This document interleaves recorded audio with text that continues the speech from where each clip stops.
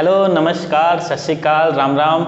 मैं हूं विनय कुमार, आपका अपना दोस्त, आपका अपना मेंटर। तो स्वागत करता हूं आपका आपके ही यूट्यूब चैनल पे। तो देखिए, पिछली वीडियो को ना आपने बहुत प्यार दिया, उसके लिए बहुत बहुत शुक्रिया। तो इवोल्यूशन की हमारी ये सेकंड वीडियो होने वाली है, जिसको हम दो पार्ट्स में करने वाले हैं। एक पार्ट के अंदर हम पढ़ेंगे डार्विन के बारे में, उन्होंने क्या क्या सिद्धांत हमें दिए। दूसरे पार्ट में हम पढ़ेंगे डार्विनिज्म के बारे में, उनकी जो थ्योरी थी उसके बारे में। तो इस वीडियो की शुरुआत करते, देखो बहुत इंटरेस्टिंग होने वाला है डार्विन के बारे में पढ़ना। अब देखो, जो डार्विन थे ना, इनका पूरा नाम था चार्ल्स रॉबर्ट डार्विन। 1809 को इनका जन्म हुआ था और 1882 को इनकी हुई थी डेथ। अब देखो 1809 इंटरेस्टिंगली वो ईयर है जिस ईयर में लेमार्क की बुक पब्लिश हुई थी, जिसका नाम आपने मुझे कमेंट बॉक्स में लिख देना है। और अगर आप लोगों ने मेरा फर्स्ट वाला जो लेक्चर है लेमार्किज्म के बारे में नहीं सुना, तो एक बार उसको सुना, बहुत ही प्यारा लेक्चर है, बहुत चीजें आपको वहां पे सीखने को मिलेंगी, समझने को मिलेंगी। चलिए, उसके बाद अगर हम डार्विन की बात करते हैं तो ये इंग्लिश नेचुरलिस्ट थे, इसके अलावा वो ये जियोलॉजिस्ट थे, ये बायोलॉजिस्ट थे। और डार्विन पता क्यों फेमस थे? क्योंकि डार्विन ने ना कुछ थ्योरीज दी थी, जैसे थ्योरीज ऑफ नेचुरल सिलेक्शन। देखो भाई, इसकी तो चर्चा आज भी होती है। देखो 19वीं सदी के सरताज तो डार्विन रहे हैं। उसके बाद अगर आज हम 21वीं सदी में हैं, आज भी डार्विन का नाम पूरा चलता है ना। तो नेचुरल सिलेक्शन की थ्योरी इन्होंने दी। इसके अलावा इन्होंने एक बड़ी प्यारी बात बोली थी। इन्होंने बोला था कि जितनी भी स्पीशीज आज के टाइम में प्रेजेंट होती है ना, वो अपनी पिछली जनरेशन से आती है, वो उससे पिछली जनरेशन से आती है, वो उससे भी पिछली जनरेशन से आती है। तो अल्टीमेटली उन्होंने बोला था कि जितनी भी स्पीशीज दुनिया में आज के टाइम पे प्रेजेंट है ना, उन सबका कभी ना कभी कोई कॉमन एंसेस्टर था। ठीक है। इसके अलावा डार्विन ऐसे पहले साइंटिस्ट थे जिन्होंने ब्रांचिंग पैटर्न ऑफ इवोल्यूशन की शुरुआत की थी। इन्होंने बताया था ब्रांचिंग पैटर्न क्या होता है।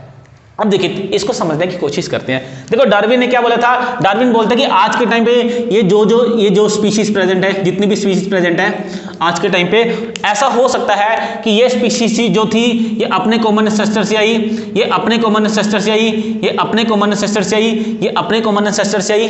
इसके बाद ये जो स्पीशीज थी ये उसके बाद फिर पिछले कॉमन एंसेस्टर से आई, ये भी अपने कॉमन एंसेस्टर से आई, और ये फिर इनका कोई ना कोई कॉमन एंसेस्टर था। और इस तरीके से करते करते लास्ट में ये जितनी भी स्पीशीज आज के टाइम पे प्रेजेंट है, इनका कभी ना कभी पे एक कॉमन एंसेस्टर रहा होगा। ये चीज बोली थी किसने?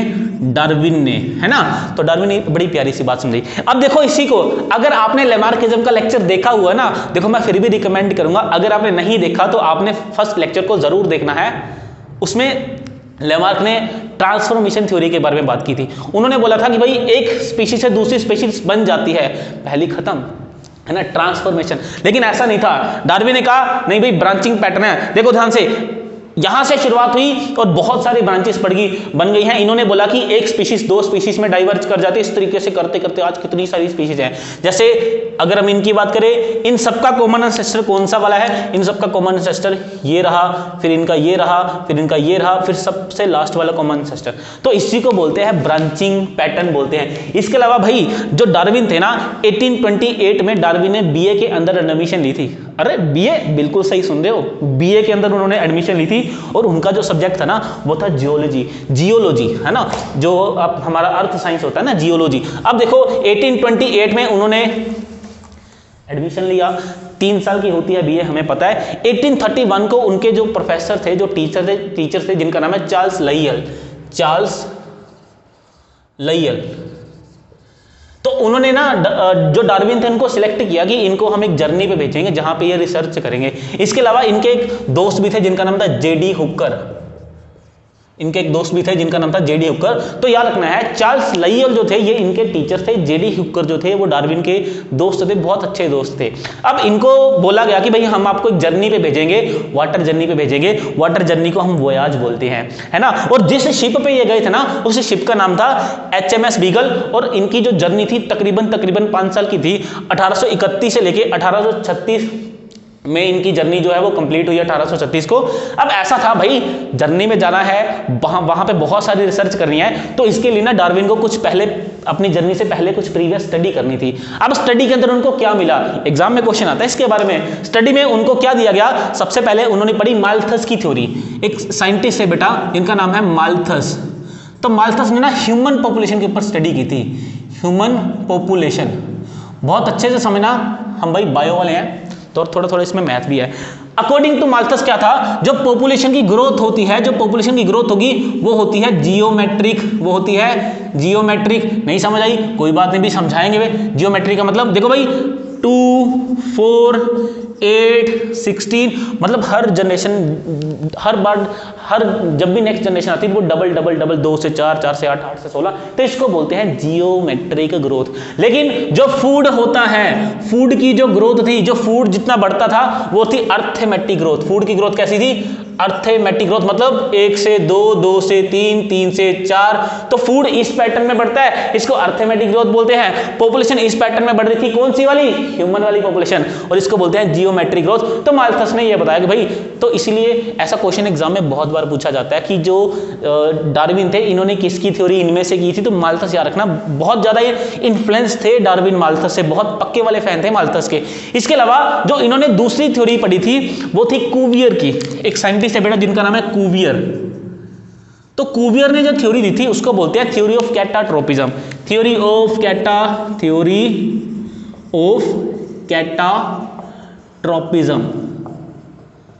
भाई ऐसा है, अकॉर्डिंग टू कुवियर क्या था कि लाइफ जो है वो चल रही है, एक टाइम पे कुछ ना कुछ ऐसा नेचुरल डिजास्टर आएगा कि सारी की सारी लाइफ खत्म हो जाएगी। चलो समझते हैं क्या। इन्होंने बोला कि ये देखो, ये ऑर्गेनिज्म बढ़ रहे हैं लगातार, है ना, तो एक टाइम पे क्या होगा, ये चलता रहेगा, आगे जाके क्या होगा, कुछ ना कुछ मास एक्सटिंक्शन होगी, ये सारी की सारी स्पीशीज खत्म, ये सब कुछ क्या होगा, खत्म, फिर दोबारा से लाइफ इस तरीके से आएगी, फिर से स्टार्ट करती रहेगी। तो ऐसा कुवियर ने बोला था, लेकिन बाद में जो कुवियर की थ्योरी थी ना वो गलत प्रूफ कर दी गई थी कि नहीं भाई ऐसा नहीं होता। यार खुद सोचो, अगर सारे के सारे ऑर्गेनिज्म एक ही बार में खत्म हो गए तो फिर लाइफ कैसे आ जाएगी दोबारा से, है ना। तो कुवियर की ये थ्योरी थी। इसके अलावा ना जो डार्विन थे ना, इन्होंने क्या किया था, इनके पास इन्होंने एक थ्योरी और पढ़ी थी जिसको बोलते हैं थ्योरी ऑफ कॉन्टिनेंटल ड्रिफ्ट। एक एल्फ्रेड वेगनर की जो थ्योरी थी, वेगनर की कॉन्टिनेंटल ड्रिफ्ट, इसके अकॉर्डिंग क्या था कि जो धरती थी किसी टाइम पे, जो धरती का जितना भी आज के टाइम पे आप लैंड देखते हो, कितने सारे आप आज के टाइम पे लैंड देखना, कॉन्टिनेंट्स देखते हो, तो एक टाइम पे सारे एक थे, धीरे धीरे सारे के सारे एक दूसरे से क्या हो गए, अलग हो गए। तो इस तरीके से डार्विन ने बहुत सारी जो थ्योरी थी वो पढ़ी थी। अब ऐसा भी इतनी सारी चीजों को पढ़ने के बाद जो डार्विन थे वो निकली जर्नी पे, जिस जर्नी को हम बोलते हैं वोयाज बोलते हैं, और उनकी शिप का नाम बेटा एग्जाम में पूछा जाता है, शिप का नाम था HMS बीगल। तो इसमें सबसे इंपॉर्टेंट वाला पार्ट ये था कि गैलापेगस आइलैंड, वहां पे उसने फिंचेस को स्टडी किया। अब ऐसा तो नहीं है ना कि डार्विन सिर्फ गैलापेगस आइलैंड पे, बहुत जगह पे थे। अब देखना ध्यान से सुनने वाली बात क्या है, डार्विन क्या जहां पे भी जाते थे वहां पे फॉसिल्स वगैरह के जो भी उनको सैंपल्स मिलते थे वो सारे के सारे सैंपल्स को क्या करते थे, कलेक्ट करते थे और उनको भेज देते थे चार्ल्स लयियल के पास, जो उनके टीचर थे। इसके अलावा जो JD हुकर, तो इनको ये क्या करते थे, सारे के सारे सैंपल जो थे इकट्ठा करके भेज देते थे, है ना। तो इस तरीके से करते करते 1836 में जो डार्विन की जो ये जर्नी थी वो क्या होगी, कंप्लीट होगी। सारी की सारी जो रीडिंग थी डार्विन की वो आ गई है। अब डार्विन की जो रीडिंग थी ना, डार्विन के अकॉर्डिंग क्या था, डार्विन ने बोला था कि आज के टाइम पे जितनी भी स्पीशीज होती हैं वो अपने से प्रीवियस जो ऑर्गेनिज्म प्रेजेंट होते हैं उससे बनती है। अब देखो भाई, ये बात आज से तकरीबन 150-200 साल पहले की बात है। अब उस टाइम पे क्या था, जिस एरिया में, जिस जगह पे डार्विन रहते थे वहां की जो सबसे पवित्र जो रिलीजियस बुक थी वो थी बाइबल। अब बाइबल में लिखा है कि जो लाइफ है वो भगवान बनाता है, भगवान जो है वो लाइफ को बनाता है। और डार्विन जो है वो लगातार क्या कह रहे हैं, वो कह रहे हैं कि नहीं जी, जो लाइफ है वो प्रीवियस लाइफ से आती है। तो भाई वहां पे बच गया बवाल, इतना बवाल मच गया कि भाई डार्विन को उनके जो टीचर थे, जो चार्ल्स लयियल थे और JD हुकर जो उनके दोस्त थे, इन्होंने क्या बोला, डार्विन को अंडरग्राउंड कर दिया कि भाई तुम छुप जाओ, लोग तुम्हें ढूंढ रहे हैं। क्योंकि जैसे जैसे डार्विन सैंपल्स को भेजते थे अपने स्टडी वगैरह करने के लिए, तो वैसे वैसे लोगों के अंदर आक्रोश बढ़ता गया। तो डार्विन को एंड में क्या कर दिया गया, अंडरग्राउंड कर दिया गया, भाई तुम छुप जाओ। तो 1836 को इसका सारा कुछ सब कुछ रेडी था। 1836 से लेके, ध्यान से सुना, 1836 से लेके 1858, देखो एक डेट बताता हूं, 1858 में कौन सा, तकरीबन 18 जून 1858 अब तक जो डार्विन थे वो अंडरग्राउंड थे, क्योंकि लोग उनको ढूंढ रहे थे, है ना। तो अब क्या हुआ, एक साइंटिस्ट है जिनका नाम था वल्लास, एक साइंटिस्ट है जिनका नाम क्या था, वल्लास। तो वल्लास ने क्या किया, वल्लास ने ना जो नियोट्रॉपिक रीजन थे वहां पे कुछ वर्क किया नेचर के ऊपर। तो इन्होंने जब नेचर को ऑब्जर्व किया तो इन्होंने भाई जब जो भी इनके रिजल्ट आए थे वो सारा का सारा जो इनका डाटा था वो सब कुछ इन्होंने किनको भेजा, सारा कुछ इन्होंने भेजा लायल को और जेडी हुकर को। उस टाइम पे क्या था, ये दोनों साइंटिस्ट जो थे ना काफ़ी महान थे, अगर बहुत महान साइंटिस्ट थे, तो लोग अगर कुछ काम करते थे तो वो सारा का सारा जो काम था इनको भेजते थे। अब जब वेलास ने क्या किया, अपना सारा जो वर्क था चार्ल्स लायल को और जेडी हुकर को भेजा, तो ये देख के हैरान हो गए भाई ये इंसान है कौन जो बिल्कुल डार्विन की तरह सोचता है। इसके जितने भी रिजल्ट थे वेलास के, वो सारे के सारे डार्विन के रिजल्ट के साथ मैच करते थे। तो अब क्या हुआ, इन्होंने डार्विन को बुलाया, बोला कि भाई ये बहुत सही समय है, बहुत अच्छा वक्त है अपनी थ्योरी को पब्लिश करने का। तो 1858 उसके बाद क्या हुआ, 1858 को जो ये सारा कुछ हुआ, और 1859 को क्या हुआ, 1859 को डार्विन और वल्लास ने जो इन्होंने एक बुक पब्लिश की जिसका नाम था origin of species. Origin of species, भाई इसके ऊपर भी लोगों को इतराज था, भाई ओरिजिन ऑफ स्पीशीज क्यों, तो इस बुक का नाम रखा गया the origin of species. The origin of species रखा गया, 1859 को रखा गया। और इस बुक के को राइटर थे वो कौन थे, वो थे हमारे वल्लास।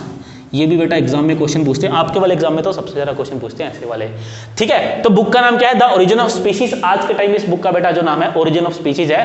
तो इस बुक के राइटर जो थे वो कौन थे, वो तो चार्ल्स डार्विन थे। और इसके बाद अगर हम बात करते हैं इस बुक के को राइटर कौन थे, तो वो थे वल्लास थे।